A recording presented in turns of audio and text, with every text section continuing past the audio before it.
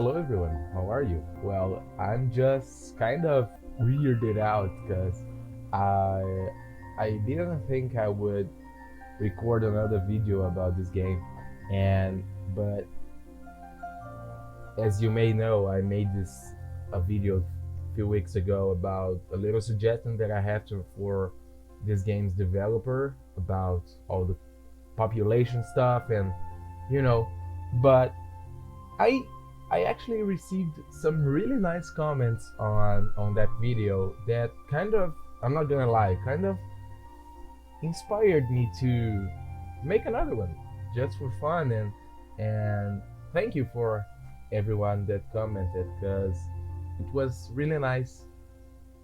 Even though there was like there were three comments, but all of them were so nice and so cool that I just honestly thought, well, why not? I mean, even if it's for these three people that like the video, let's make another one and keep doing because this game is so awesome and there's so much to talk and there's so much to learn from and discuss. Because as I said in my first video, I am a biology student, and even though I'm not studying to become an evolution expert or evolutionist, and I really like this subject, and it is something very interesting, and I think this game passes this to a point where I have a lot of trouble talking. Sorry, but anyways, let's just, I don't know. I didn't think in anything. I just said, well, maybe let's start a sandbox game and just see what happens, and because as I know, I think the sandbox map is only one recently, but well, okay, let's create our first plan. Okay, I have this kind of stuff in my, oh, by the way, the controls of this game kind of tangle my brain a little bit, so I might be really struggle. I might really struggle with camera and, oh my god, what am I doing? What am I doing? But just see through it, okay? Don't imprison your mind on my stupidity, okay? Just relax and enjoy. Relax, have fun with Bob Ross style evolution game, baby. But anyway, the thing that I like while doing creatures, I really like to give as little features as possible, because it's not about, well, at least for me, you play whatever you like, however you like. I really like to see the results in a way like, damn, this green blob became a giant ass tree with 1,000 branches and stuff like that. I really like to see the evolution because it's interesting how the results in evolution can be so diverse and almost as if not, like, because every single step counts and every single creature that evolves, it's important. And so let's make a really simple tree here. Just put the I'm kind of conservative, so I like to make sure they will survive. So I usually just put bunch of leaves, and I could be, a little bit radical and just use one or two leaves, but I'm gonna put a bunch of them because I don't care. Yes. So roots. This is for shallow, right? Shallow waters, and no, what? Like deep underground and hard soil, weak soil. I don't know what's the soft. Yeah, I forgot the word. So like, oh wait, shallow, deep, soft, and oh, okay, that's interesting because roots grow, and they are awesome. That's my I'm more into animals than plants, so yeah. Well, that's it. Can I name it? No, I don't remember if I could name it. I really want to. Well, but maybe after that we'll explore with wing pollination, because I haven't had any successful plant that uses wind pollination yet. So, oh, this is interesting. Yeah. So let's spread them in all those regions available, right? So that's what I said. That's what I was talking about earlier with the camera. I'm just dumb, and yeah, that's it. So, and because by putting them in different regions, and those regions, as we will see, have slightly, of course, they have different, pretty much the same climate, but by isolating populations, we will have probably different results. This is something that I want to try it out, maybe in another video. How to evolve? I don't know. I don't even know if this is possible in this game, but evolving underwater plants or animals or anything like that. I don't know if the game supports, but we'll try, because that would be fun. So yeah, this is enough. This is enough. This is enough. No, okay, and bam. Turn on mutations. Damn, this is what I'm talking about. Yeah. So we wait now. See how they grow. Dadabab. In Portuguese, it's Dadabab. Dadabab. In English, the pronunciation would be Dadabab, I think. So, whoa, well, we have our first mutation right here, or at least the pause, the first visible one. Quark. It's quark? That's what it's called. Well, if I'm not mistaken, quark helps to predators, against predators, and against losing water as well.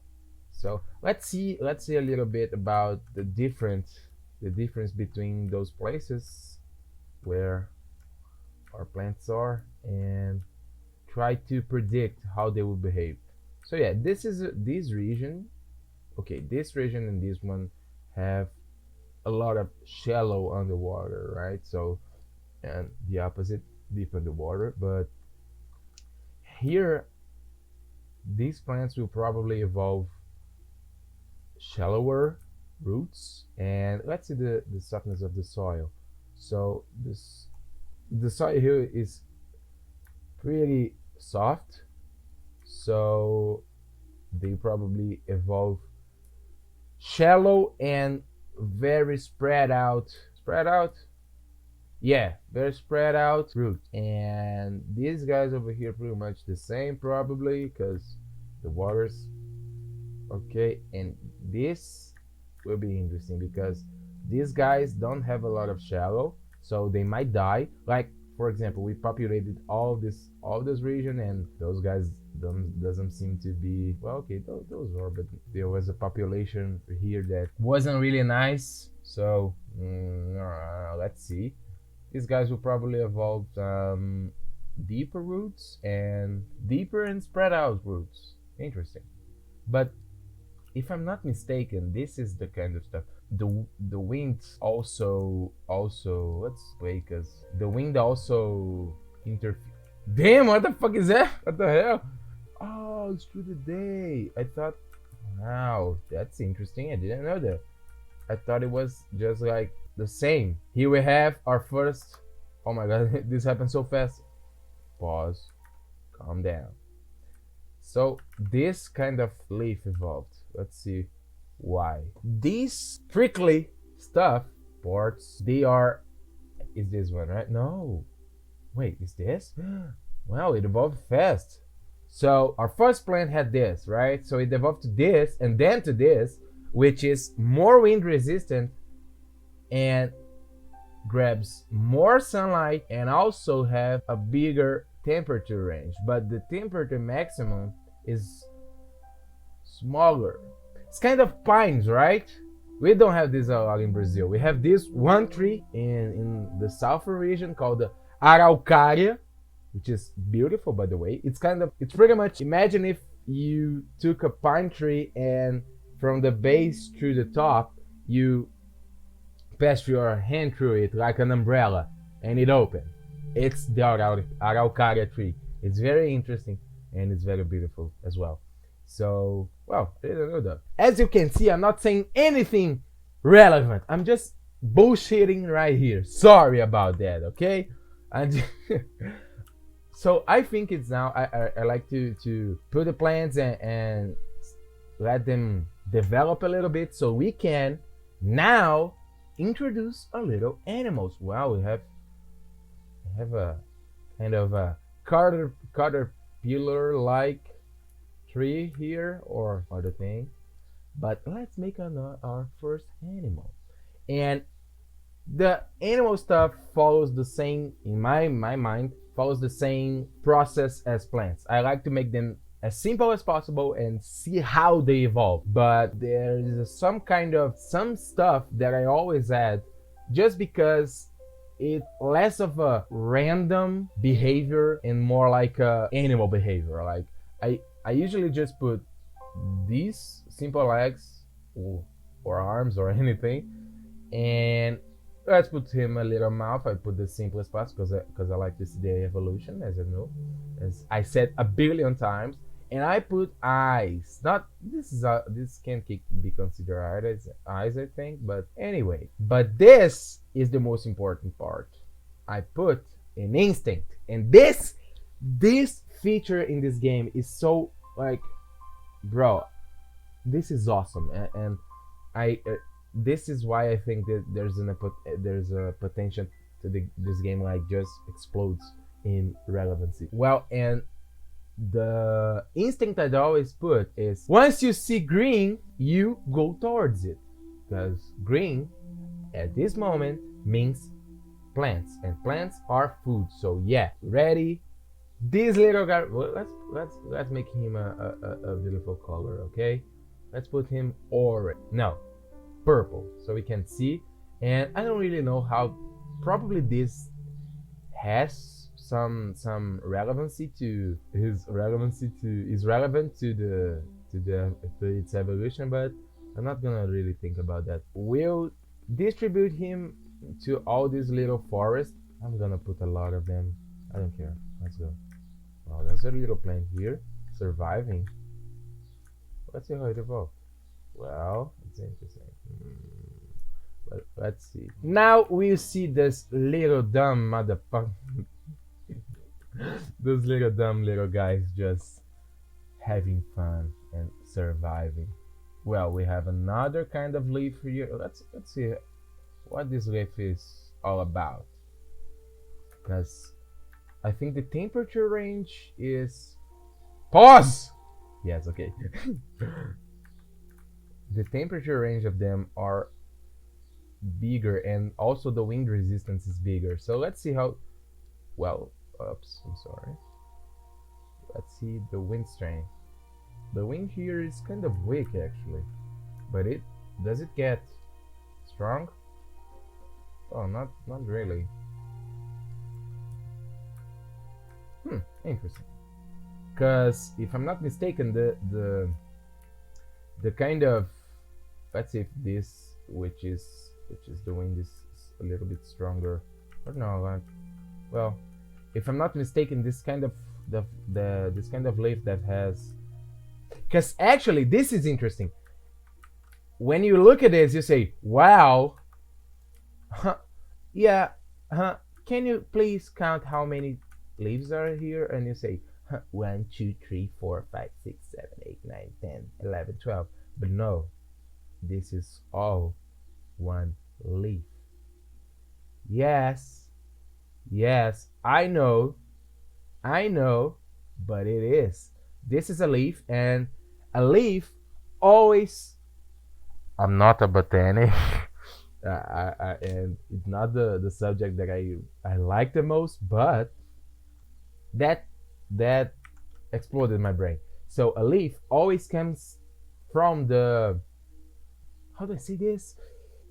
Oh, the body of the plant. I don't know. I forgot the term. And this I'm not gonna remember now. Sorry, my test was weeks ago and I just studied for it. So yeah, I don't really know what I'm talking about, but I thought that this kind of leaf had these spaces helped it to deal with stronger winds because the wind passed through it, you know. But I might be wrong. I don't know. Let's see how our little guys are doing here. Well, you seem like a little, grape fella. Okay, that's fun. Let's see. Well, this population is big, bro. I hope the that's a problem in putting a lot of creatures in one single spot. They will just destroy the plants. Well, look at interesting. These guys, oh, they evolved the simpler one, right? These guys doesn't seem to bother evolving a lot of different leaves. They just focus more on getting taller and yeah, getting taller pretty much. That's interesting. Look at this, guys. The conditions here are not very different. Softness is the same and temperature is kind of the same. Wind strength is the same, but we are already seeing different results. Like, look at this. I don't see any cork evolved here. No, but what about there? Let's use these cameras. Yeah, so we have a lot of, look at how different they already are in only 185 years. Interesting, right? So that's what I'm talking about. The every single step counts in evolution. Like, probably just a long time ago, just one plant evolved to be a little taller, and it turned out all of its kids were a little taller, and this, instead of being a little bit taller, they were a little bit wider, and they just were. And this is kind of an important part of evolution, and which I'm not gonna lie, I struggle a lot to understand, is that not necessarily every single step will be significantly advantageous for the species, like for the species. For example, I don't know how to say this in English, but there's this kind of uncontinuous, like this. We, as humans, we have this kind of segmented mind in a way, in process. All kind of processes happen. Like, if we see a result, we can't necessarily trace back the steps that took to that result, and we say like, that's bullshit. It's impossible that this happened for by accident. Like, and example that it still tangles my brain a little bit is the feline tongue, like tigers, cats tongues, and because they evolved that to clean their bodies better. But what the fuck is it's so what is so adventurous on being clean? Like, I honestly don't understand that. Like, well, wow, look at me, my fur is cleaner than yours, and it eats more. But this is probably just something that happened. Like, probably millions of years ago, a little cat-like creature had a more sandpaper-like tongue, and that doesn't help him at all. But he was better at hunting for another stuff that we don't even know, and turns out he also had sandpaper-like tongue. But then, since he was better at doing other stuff and had this sandpaper tongue, he evolved, and the sandpaper tongue also evolved. So, and then millions of years later, this sandpaper evolved to another stuff, and it's okay. And this is the beauty of evolution. It's not necessarily predictable. Like, not predictable at all. And stuff that seems so dumb, like, well, sandpaper tongue, just can evolve to amazing stuff. And that's it. Like when we see seals, we are seeing literally the evolution to probably some kind of whale in the future, as the whales that we have now were some kind of seal-like creature before. And I don't know, I'm just talking. Sorry. I don't know what I'm talking about. So yeah, anyways, just my mind is broken. Let's see how our creatures are evolving. Damn, look at this. This is beautiful. Wow. Damn. You're evolving to be really tall and really leaf dense. And this guy doesn't seem to bother a lot. Okay, I just realized I recorded for 26 minutes, and that's a lot. And I thought I was recording for 15. So I'll end this video right here. And thank you guys. And comment what you think, what you like, and what you suggest. What are your suggestions to what we can do to have fun and experiment with this amazing game. And thank you again for everyone that commented on my last video. That was really sweet, and thank you a lot. So yeah, that's it. See you in a possible another one. Thank you.